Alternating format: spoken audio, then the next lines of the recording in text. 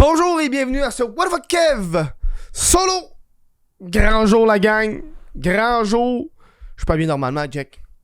J'ai ma petite chemise blanc cassée, blanc crème. Yes sir mon chum. Très content de faire ce podcast-là. C'est un podcast qui me rend fébrile. C'est une annonce qui est fébrile, vous l'avez vu dans le titre. C'est le sujet de mon prochain documentaire. Après Guylaine, c'est Le Violonneux. Donc un documentaire sur le phénomène du violon gay des années 2013-2014. Il était comme là en même temps que Guylaine Gagnon.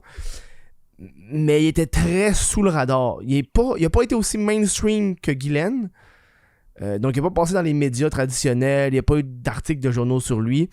Mais ceux qui sont fanatiques du web le connaissent. Ceux qui sont fanatiques de un peu du what the cut à l'époque le connaissent. Le violon gay, le violonneux. Puis je suis super content de vous annoncer le projet puis de vous en parler aujourd'hui parce que c'est un petit peu ça le but du podcast. Mais avant toute chose, si vous voulez encourager le What the fuck Kev Solo, n'importe quel de mes projets, parce que là en ce moment c'est super important là. Ça se passe au patreon.com/whatthefuckkev et les membres Patreon étaient déjà au courant du documentaire. J'ai fait des teases par-ci par-là parce que oui, c'est maintenant une récompense d'être membre Patreon. Donc par 4$ par mois, vous êtes dans les behind the scenes du documentaire. Je prends des petites photos de temps en temps, des stories sur qu'est-ce que je peux. C'est pas des énormes mises à jour, on s'entend, là, je veux pas tout vous gâcher, mais vous avez du contenu de qualité. Et aussi, ça m'encourage énormément. Si c'est pas des membres Patreon, le podcast pourrait pas vivre. Honnêtement, là, ça vaut la peine. Donc, si vous voulez être dans ce projet-là, encouragez. C'est le bon moment. Et en plus, si ça fait une couple de temps que vous dites hey, c'est que j'aimerais ça être Patreon, mais je suis pas sûr. C'est le temps. C'est le temps live. C'est le temps live de faire ça. Oh ouais.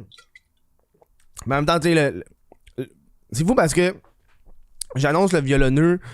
Moi pis Cédric, on annonce. Parce que je suis encore une fois avec Cédric Tuxani. Tuxani, c'est lui qui était derrière la caméra. Hein, si vous avez pas remarqué pendant Guylaine.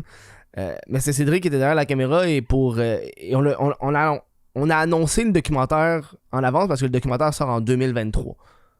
On est en plein tournage en ce moment. Et quand on a fait Guylaine, on a appris énormément de choses et on veut s'améliorer. Et pas juste s'améliorer, c'est qu'on était très limité dans l'équipement, dans ce qu'on pouvait faire avec Guylaine. Légalement et au niveau des projets. Et là, avec le violonneux, on veut step up the game. Et c'est pour ça qu'on a décidé de l'annoncer en avance. Quasiment genre 7-8 mois d'avance. Pour faire un premier teaser et aussi pour annoncer du socio-financement sur Laruche, qui est comme un genre de GoFundMe québécois. C'est laruchequebec.com/leviolonneux. J'en parle parce que là j'ai besoin de vous autres. T'sais, j'ai fait mon plug de Patreon, ça c'était pour moi, pour le podcast.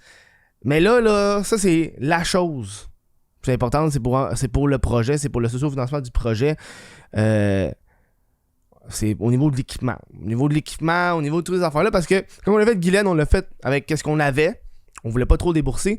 Mais là, avec le violonneux, vu qu'on peut s'ouvrir des horizons plus, parce que Eric, il s'appelle Eric. Eric est partant du projet. Contrairement à Guylaine, tu sais, Guylaine, on a fait toutes les entrevues, par exemple, on est allé rencontrer Guylaine, puis on a eu l'accord du documentaire par la suite au niveau verbal. Mais avec Eric, c'est du début à la fin, Eric, on est avec lui, là. On suit Eric. On est avec Eric. On a fait, ça fait genre, ça va faire 4 tournages qu'on fait avec lui pour le moment, là. Fait qu'on est vraiment dedans avec lui, il est all-in. Fait qu'on est all-in, fait que ça nous offre plus d'ouverture. Et même si ça nous offre plus d'ouverture, on veut vous donner quelque chose de meilleur. Fait que tu sais, juste, Cédric me disait j'ai besoin d'une nouvelle lentille parce que tu sais, on a 2 caméras, mais sa caméra à lui, c'est des lentilles. Puis c'est un format documentaire, fait que parfois il faut qu'on soit proche de lui, des fois qu'on soit loin de lui.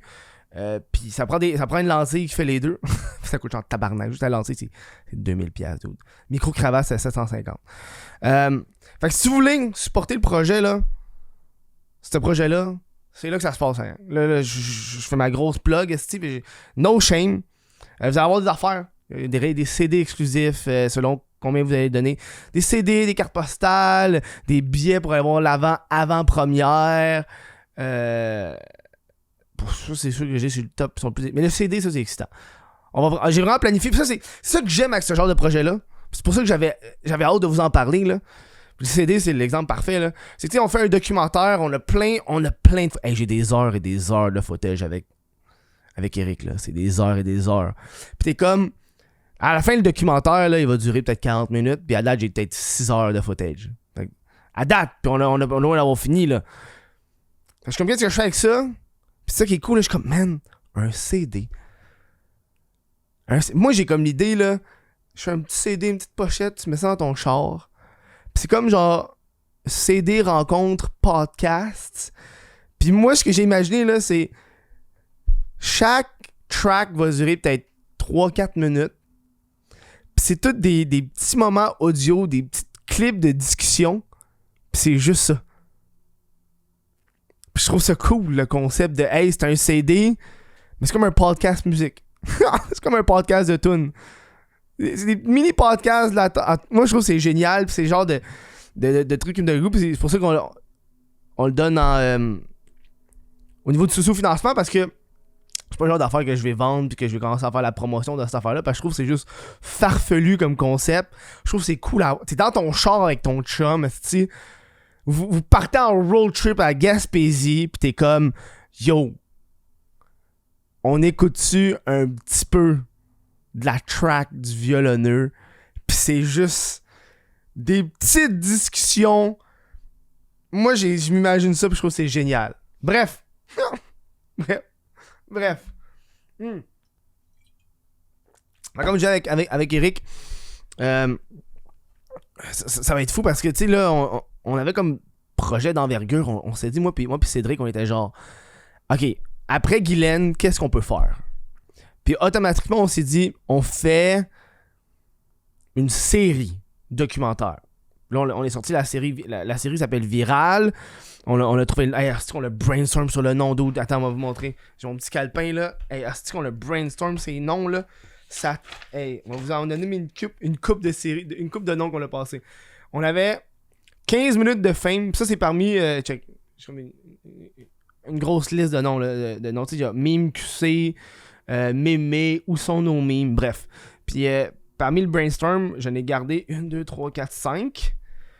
Qu'on était comme, ok, on va les garder, on va peut-être les mijoter plus. C'est 15 minutes de fame, titan du web, mime anonyme, derrière nos pixels, viral malgré soi. Ça, c'était comme genre les noms de séries qu'on avait gardés. Puis à un moment, j'étais en bike, man, je suis en train de rider. Je pense que je m'en vais justement chez Cédric, quelque chose. Puis je ride, puis je suis comme, je réfléchis, man. Puis dans ma tête, ça fait comme viral. C'est simple, c'est cool. J'appelle Ced. J'ai dit, man, viral. Puis il est genre, wow! Wow! C'est simple, ça dit ce que ça a à dire, c'est court. On est avec la série, puis on s'est dit, ok, man, on fait une série de 4 épisodes. Puis c'est ça le plan de match. 4 épisodes, c'est la série virale. On travaille là-dessus pendant l'été, on fait les tournages. Après ça, on monte pendant l'hiver, automne. Après ça, on sort 4 épisodes, un épisode par semaine, des épisodes de 20 minutes. La série virale. Saison 1. Ça, c'est notre projet d'envergure initial. Puis on est comme, oh, ça va être malade, tu sais. Fait qu'on a comme commencé les recherches. On avait une liste de sujets potentiels. On avait le violonneux, on en avait d'autres. Fait que, on contacte Eric accepte automatiquement, très partant, avec certaines conditions. Je le dis, certaines conditions, dont une qui est la chemise. Faut qu'on porte une chemise. C'est pour ça que je l'ai. C'est une des conditions. Puis fait qu'Eric accepte automatique. On est comme on part la série, on commence les tournages, cool. Moi, pendant ce temps-là, pendant qu'on fait les tournages, je suis en train d'essayer de reach out d'autres personnalités mématiques du web. Pour ne pas en nommer, là, je n'ai contacté directement 3 par téléphone. Puis une autre personnalité que j'ai pas été capable de contacter direct. indirectement, mais j'ai contacté ses amis indirects, bref. Puis les 3 personnalités, un peu, ça a abouti à des échecs. Là. C'est des refus de vouloir participer au projet. Fait que ça nous a comme un peu démoli moralement. T'sais. On était comme, man. Puis ça, c'est une décision qu'on a prise. Là, là, je tourne ça en ce moment, on est le 19 juillet. Puis c'était rendu peut-être le 5 juillet, là. Puis, tu sais, nous, on avait commencé mi-mai, là, à commencer à faire ça. T'sais. Rendu peut-être 5 juillet, là. C'est comme les autres refus. Puis on était comme...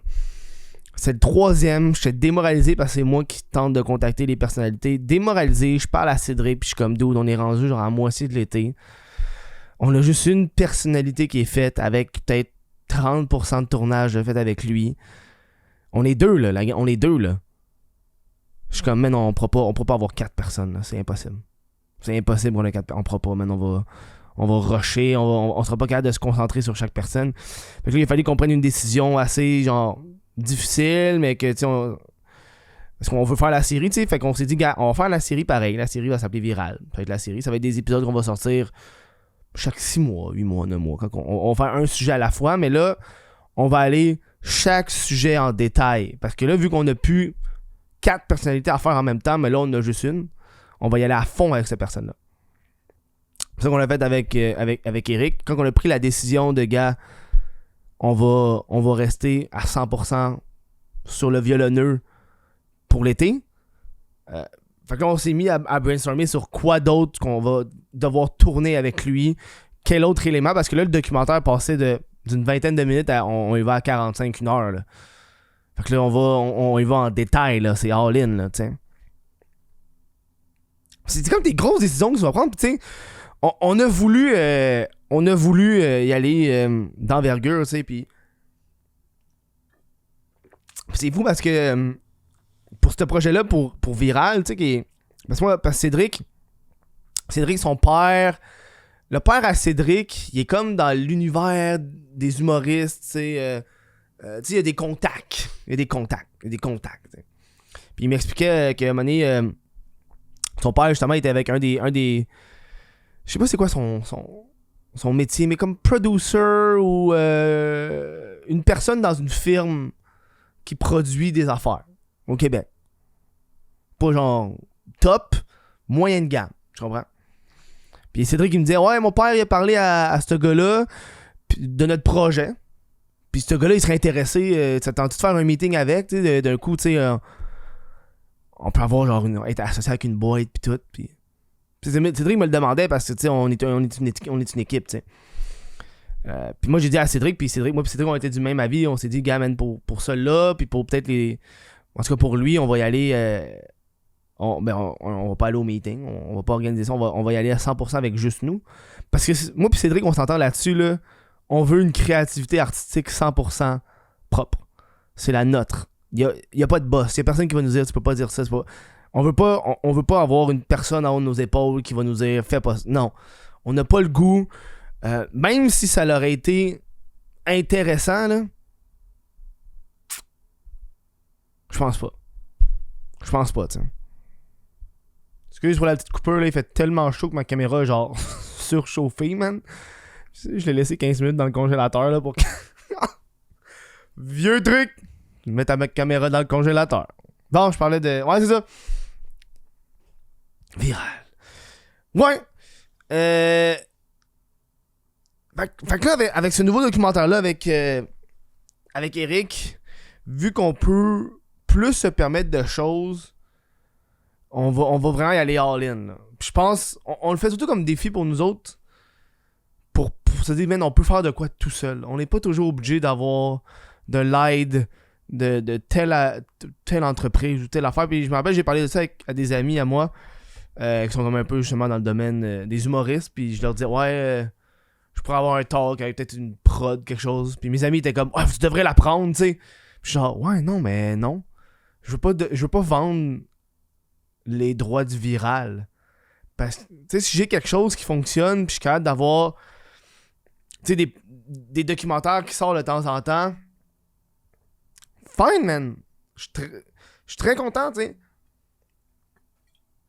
Ça m'amène un peu au sujet de what the fuck les documentaires, genre, ça sort de où? Pourquoi je pense, man, je suis rendu un vieux YouTuber. J'ai comme réalisé ça, je suis rendu un vieux YouTuber. Puis je me sens chanceux que les vidéos, le contenu que je produis est encore consommé. Parce qu'il y a tellement de YouTubers qui ont commencé en même temps que moi, qui ont commencé même avant moi, qui sont plus actifs, sont devenus juste des influenceurs, ils ont juste changé de métier, tu sais. Puis j'étais comme... J'ai toujours été un petit mouton noir de YouTube, même dans le temps, tu sais, quand j'ai commencé, j'étais le gars qui sacrait, qui était vulgaire, là, avec l'algorithme de YouTube. Je peux plus faire ça me fait fucking chier, man. Je peux plus être autant vulgaire qu'avant, avoir des sujets aussi edgy qu'avant sur le web. Fait j'ai pas le choix de me recycler vers du contenu plus genre friendly, si tu veux, mais bref. Pis c'est comme moi quand j'ai commencé Twitch, tous les réseaux sociaux, peu importe, on dirait que je commence tout le temps un peu d'avance avant que ça devienne comme un boom. Tu sais, quand j'ai commencé le podcast, c'était peut-être 2 ans, 1 ou 2 années avant le gros boom du podcast. Tu sais, le crise de podcast, quand j'ai commencé, c'est avant. Quand j'avais commencé, c'était des podcasts, justement, il y avait Sous-Écoute, il y avait d'autres podcasts aussi, mais je m'en rappelle plus, ça avait un crise de mon bout. Puis moi, j'avais comme une niche web, tu sais, puis les gens que j'invitais, c'était comme, man, ils avaient jamais fait de podcast, ou ils se faisaient jamais inviter à d'autres podcasts parce que c'était des humoristes ou des personnalités autres.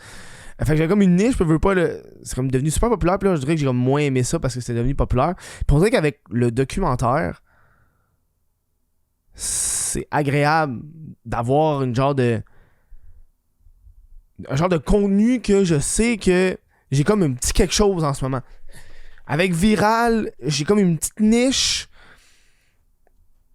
Pis c'est pas juste parce que, yo, je pourrais faire un podcast. Je pourrais...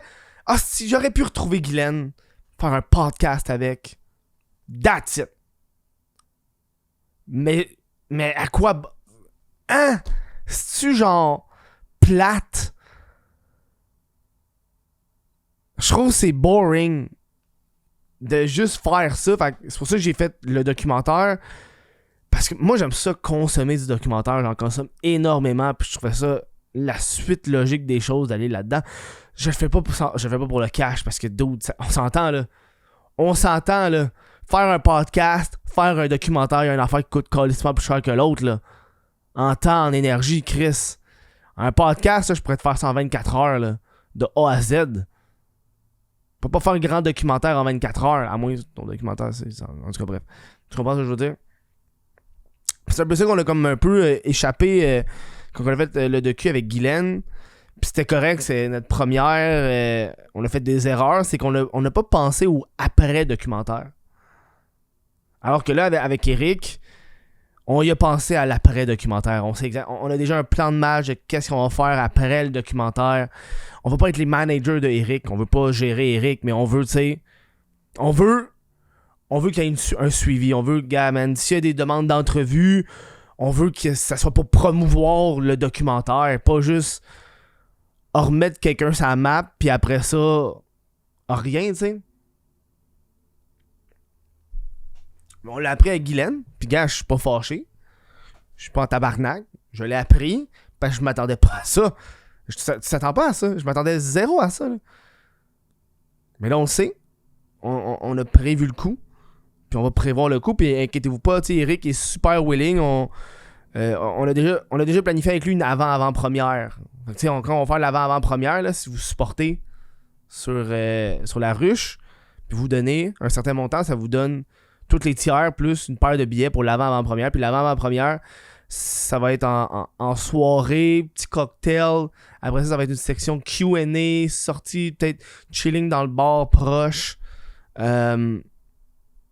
Eric est willing. J'ai dit à Eric, on va faire une avant-première, tu vas venir, ça va être cool. Tu sais? Avant-première, tu sais. C'est drôle, j'en parle de ça, puis on s'est parlé par message texte, puis on s'est parlé, mais là, demain, il faut qu'on reparle plus en détail de tous les projets, là, parce qu'on veut y aller.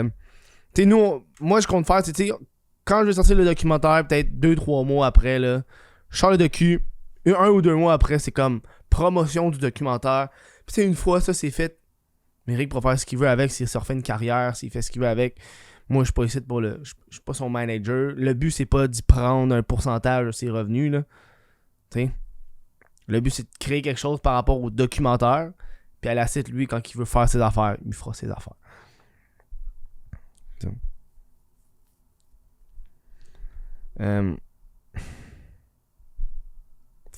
C'est cool. C'est comme un autre projet. C'est que c'est rushant, d'autres.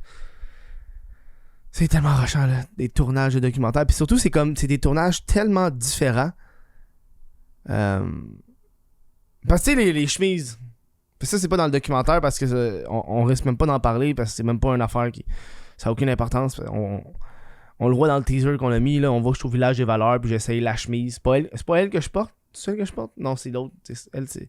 Celle, elle a pris l'autre. Mais tu sais, quand le violonneux voulait. Il nous dit que ça nous prenait des chemises, il était très précis dans ses chemises. Ça prend telle affaire. Faut que ce soit une couture blanc cassé, peut-être blanc crème. On peut aller dans le bleu poudre. Gris peut-être, mais j'ai jamais vu de gris. Ça peut aller dans le petit jaunâtre. Faut pas qu'il y ait de motifs dessus, soit uniforme. Puis yo, c'était tellement de détails. Puis je me rappelle, moi, il m'avait proposé de hey, prends mes chemises à moi, tu sais, parce qu'il y a des chemises. Puis j'étais comme, ah man, je suis pas.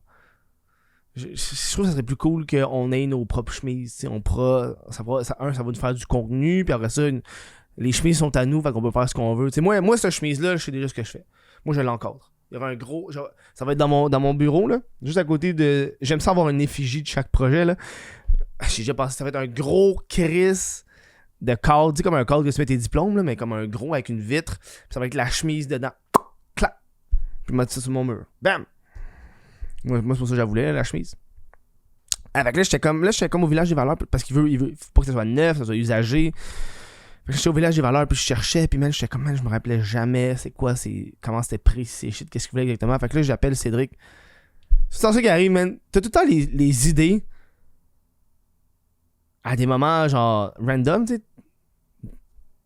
Là, j'appelle Cédric, puis je suis comme, man, Cédric, c'est fucking difficile de trouver des chemises, là, parce qu'on a pas juste 2, là, on a 4 à trouver, là. C'est fucking difficile de trouver les chemises, c'est super précis. J'ai de la difficulté, tu sais. Je suis au village des valeurs. Puis là, je dis à Seth, yo, on pogne une journée avec, puis on fait le tour des friperies. Puis on le regarde choisir ses chemises. Puis on le regarde, c'est quoi son processus. Puis il va nous parler de qu'est-ce qu'il regarde dans les chemises. Puis on l'a fait. On a passé une journée complète. On s'est promené. Hey, c'est calé ce qui fait chaud, man, tabarnak. Puis on l'a fait. Puis ça a donné un résultat qu'on est comme genre wow. C'est comme ça un peu qu'on veut faire avec Eric, c'est qu'on veut passer du temps avec. Parce que plus on passe de temps avec, plus on va apprendre à le connaître.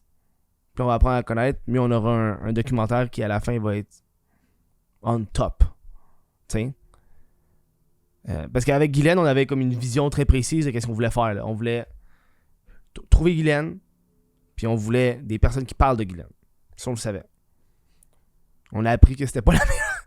On a appris que la section Trouver Guylaine, ça a pas été la favorite de tout le monde. On l'assume. Je le prends. C'est pour ça que là, avec First of all, avec Eric, là, ça a été un DM Facebook, il a répondu, là. Ça a été. Ça a été plus simple, là. Ça a été plus simple. Il a été beaucoup plus simple à contacter, là. Ouais. Donc. C'est ça, j'ai pas envie de trop vous spoiler, un peu vous titiller, mais c'est un projet qui m'emballe. On a beaucoup de tournages. Tu sais, demain, on tourne toute la journée avec lui. Là. Demain, là, c'est ça qu'on a prévu. On va en avoir en crise du footage. Là. Demain, on a prévu d'être avec lui à son réveil puis à son coucher. Puis on veut pas déranger son quotidien. On va amener notre bouffe, on va se préparer. On va être avec lui pour voir c'est quoi une journée typique de ce gars-là. On va le filmer s'il nous parle, on va y répondre, mais tu sais, on veut pas genre l'amener faire du bowling, tu comprends là? Moi, j'ai hâte que vous voyez ce documentaire-là, tu sais. Moi, je fais juste tourner en ce moment, on a un shot, là. La caméra est surchauffée parce qu'il fait vraiment chaud, c'est correct, je le prends. On a un shot qui est... Ça va être l'horreur cet été. Avec tous les coups de chaleur, man, ça va être l'horreur. de filmer avec... C'est parce qu'elle est en fucking... elle est en 4K, là. Parce qu'elle est setée... Parce que Ced, c'est le caméraman, puis Ced, il a seté la caméra pour le tournage du docu. Puis j'ai pas envie de gosser ses settings. Fac, c'est ça. Fait que ça va être ça, la gang. Je m'excuse beaucoup, là. Je m'excuse beaucoup, mais ça va être ça. C'est quoi que je disais, Calis? Ah, si j'ai perdu mon... Oh ouais, on a un beauty shot, mon chum, là. On a un beauty shot. Moi pis Cédric, quand on l'a pris, ce shot-là, on était comme genre... Wow! C'est tellement... On a un plan de caméra, là. Je peux pas vous en parler, là, parce que c'est comme... Pour moi, c'est comme le plan qui fait la différence. C'était fou. J'étais tellement content là, de ce moment-là. Puis ça, ce plan de caméra-là a été créé avec plusieurs embûches. Donc, plusieurs embûches a créé un plan de caméra. Puis j'étais comme genre... Wow. J'étais moi puis Cédric, on se regardait là, pendant qu'il filmait. Là, parce que dans le fond, Céd, il filme. Moi, je suis à côté. Des fois, je suis derrière la caméra. Des fois, j'ai ma caméra, la caméra qui vient de s'éteindre. Des fois, j'ai cette caméra-là dans mes poches. Puis quand il faut que je filme des B-roll quick, je sors puis je filme. Mais principalement, je suis comme à côté de la caméra. Des fois, je suis avec lui. Des fois, on se parle. Mais je suis avec Eric, avec Cédric. Puis j'étais juste comme... On l'a, man. On l'a. Wow. Des heures de tournage pour ce shot-là. On l'a, man. Puis on pouvait pas espérer mieux. Bref! Allez encourager ce projet-là sur le site de La Ruche, c'est dans la description. Sinon, Patreon, si vous voulez encourager le podcast et aussi être un peu au courant des behind the scenes. Mais La Ruche, c'est la meilleure façon parce que nous, dans le fond, on doit avoir 8 000 $, c'est ça notre objectif. Puis j'ai appris tantôt que si on n'a pas 8 000, on n'a juste pas l'argent. Fait que si la campagne finit et on a 7 000, on l'a pas. Genre, tout le monde est remboursé puis on n'a rien. Fait que c'est cave, mais gars, c'est le même, ça a l'air. Fait que allez voir ce projet-là, c'est un projet qui me tente, puis sans votre aide, ça va être très difficile à réaliser. Mais tu sais, une fois qu'on l'a, là, c'est comme vraiment la mise de début pour l'équipement. Pour pour la série, là, parce que tu sais, micro-cravate, lentilles, c'est comme les deux gros trucs, là, il y a des batteries, des affaires, des micros qui sont rajoutés, bref. Allez voir ça. Je vais prendre le temps de remercier les Patreons qui encouragent le podcast. Gabriel Paquet, Cédric Martin Côté, Jesse Desormeaux, Arbo Raymond, Olivier Bousquet, Félix Crochetière, Chez, Joanie Gagnon-Blais, Yancy Lévesque, Thomas Bélanger, Jean-Robin, Vincent Joyce, Jonathan Brunet, Mylène Lavigne, Édouard Godet et Daniel Savard. Merci à vous autres de supporter le podcast. Puis vous autres, vous allez l'avoir, les behind the scenes. Vu que je nomme votre nom, c'est sûr que vous avez accès à ça. Allez, bon, ça, merci à tout le monde. On se voit au prochain podcast. J'ai entendu parler d'une école d'influenceurs en France. J'ai envie de faire un petit podcast là-dessus. Probablement faire ça demain matin. Là, on va tourner ça. Où il va peut-être sortir avant ce podcast-là. C'est que je dis de la merde. Merci à tous. Passez une bonne fin de journée. Puis hydratez-vous, man. Il fait vraiment chaud. On oublie, là. Il fait vraiment chaud dans ces canicules actuelles. Hydratez-vous. Bonne fin de journée.